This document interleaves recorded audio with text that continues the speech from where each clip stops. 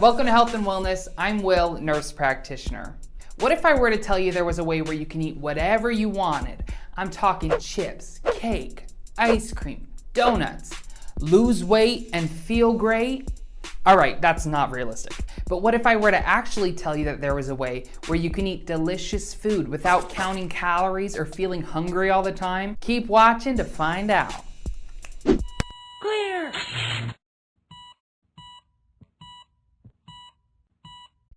The diet that has been sweeping the nation, or at least the coconut oil aisle. It's the Ketogenic Diet, or Keto for short. Recently, within the last year, it's become super popular. The Keto Diet utilizes a very low carbohydrate approach, similar to the Atkins diet, which pushes the body into a metabolic state known as nutritional ketosis. Basically, your body's forced to run primarily on fats instead of sugars, which it normally runs on.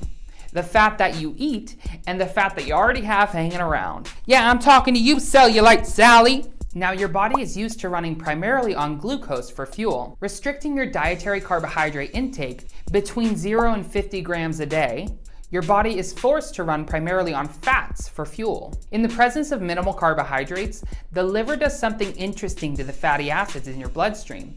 It converts a lot of them to something called ketone bodies.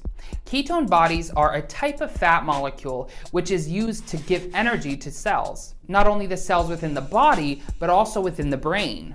And this is where keto gets its name, ketone bodies, or ketosis. So what are the benefits of ketones? Well, we know they help give you energy. Ketone bodies are able to cross the blood-brain barrier, which fatty acids are not. But what about weight loss? That's why you're here, right? That's why you're watching this video.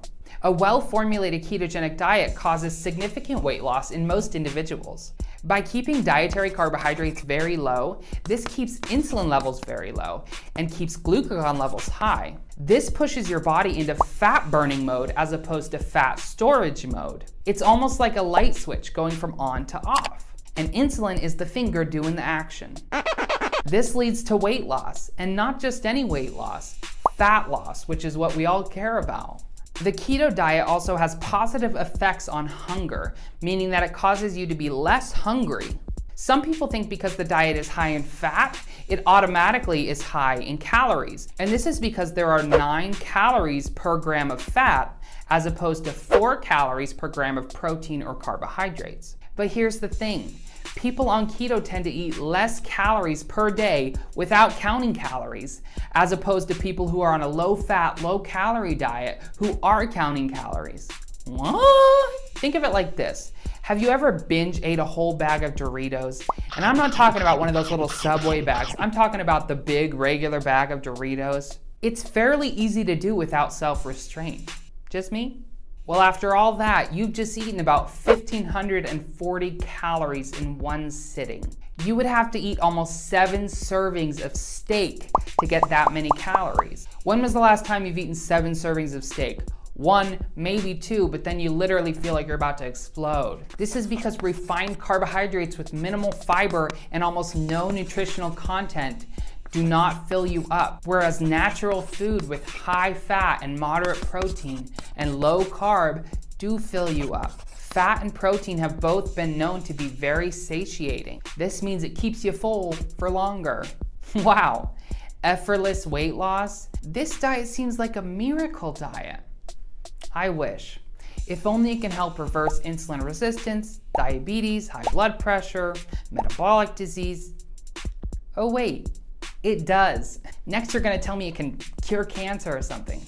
Actually, there are some studies which show promising results with using a keto diet in conjunction with chemotherapy. Now, this works a little bit different, and this is a whole other video in and of itself, but potential is there. Okay, I'm on board. Now, how do I get started? I'm gonna tell you the basics about how to start a ketogenic diet, but first, a message from our legal counsel. The ketogenic diet may be considered an extreme diet, and you should always make an appointment with your medical provider and run this by them before implementing these changes. Some providers may be against the ketogenic diet, and only your medical provider knows your medical history and what is right for you. This is especially important if you have underlying conditions and are on medications. I am not responsible for any of the following, including looking great, losing weight, feeling sexy, and hospitalization and accidental death. Thanks, Bill. All right, now that we've gotten that out of the way, let me break it down for you. A well-formulated ketogenic diet has about 5% carbohydrates, 20% protein, and about 75% fat. Now this will look a little bit different for each person. As you can see, this is quite a bit different from the dietary recommendations by nutritional authorities, which includes 45 to 65% of carbohydrates, 10 to 35% protein, and 25 to 35% dietary fats. All these pie charts are making me a little hungry. So carbohydrates are kept very low on the keto diet. Science tells us that ketones are created when somebody consumes about less than 50 grams per day, but this can look different in everyone. Most people on keto shoot for 20 net carbs. Net carbohydrates are simply total dietary carbohydrates minus dietary fiber. This is because dietary fiber doesn't get absorbed or processed like other carbohydrates, and it doesn't really impact your insulin levels or ketosis. Healthy carbohydrate options include non-starchy vegetables, including broccoli, asparagus, cauliflower, and many more. For the most part, fruits are off limits, but you can eat avocados, and you can also eat a limited amount of berries.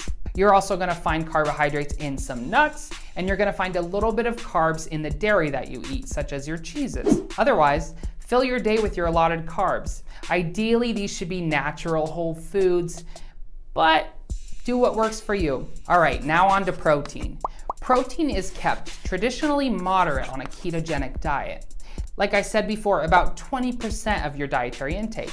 You need to eat enough protein to replace the protein turnover in your body, as well as to prevent muscle wasting. With too much protein, it can actually increase insulin and alter ketone formation. So way overdoing your protein likely isn't a good idea. So exactly how much protein do you need a day?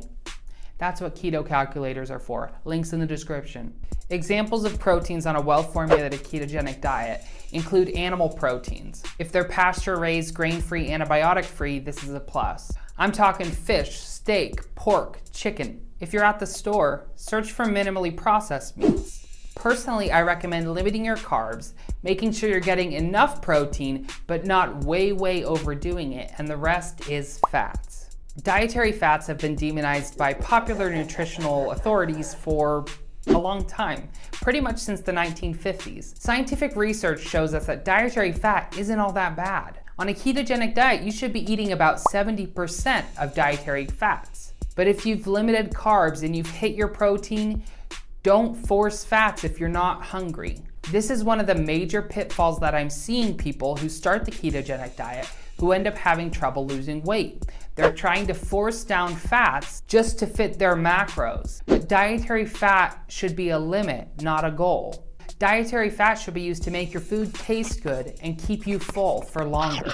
But even on keto, on a high-fat, low-carb diet, fat is not free. The more dietary fat you eat, the less body fat you will burn. But regardless, fats are a very important part of a well-formulated ketogenic diet. Now, when we're talking fats, we're talking healthy fats. But what exactly are healthy fats? Traditionally, saturated fats from animal meats and coconut oil have been demonized to cause heart disease, but evidence is shaky at best. I will tell you to definitely stay away from any type of trans fats. Trans fats are known to cause vascular damage and heart disease. Trans fats are commonly found in deep-fried food, Crisco, margarine, things like that. You also want to stay away from processed refined oils. This includes things like vegetable oil, soybean oil, sunflower seed oil. These have a high ratio of omega-6 to omega-3 fatty acid. This means that they're more likely to be inflammatory for the body. You really should try to get your fats from natural sources. Yes, from animal sources including dairy, but also from coconut oil, olive oil, avocado oil, and that is keto in a nutshell. I do want to reiterate that keto really shouldn't be started until you fully do your research. The ketogenic diet is an extreme diet, and I don't mean that as in an unhealthy way or a fad diet type way, but I mean in the way that it is drastically different from what you currently are eating. This causes fluid and electrolyte shifts in your body, as well as your body getting used to using fats for fuel instead of glucose. This process takes time, and there are side effects that can occur. The first week, there's something called keto flu. You can have headaches, muscle aches, dizziness, decreased exercise performance, GI problems, symptoms which can occur, and there are steps that you can take to minimize these. I guess what I'm saying is don't jump in and start this right now. So many books which you can read, articles, websites, blogs, YouTube videos. There's so much information out there. Just look it up and do your research before you jump in. I think the ketogenic diet has great potential, but it's not for everyone. No one diet fits all. And the best diet for weight loss is one that you'll actually stick to. That's all I have for this video. If you have any questions, leave a comment below. If you have any videos that you'd like me to make about keto, also leave those in the comments below. If you like these keto videos, be sure to like and subscribe.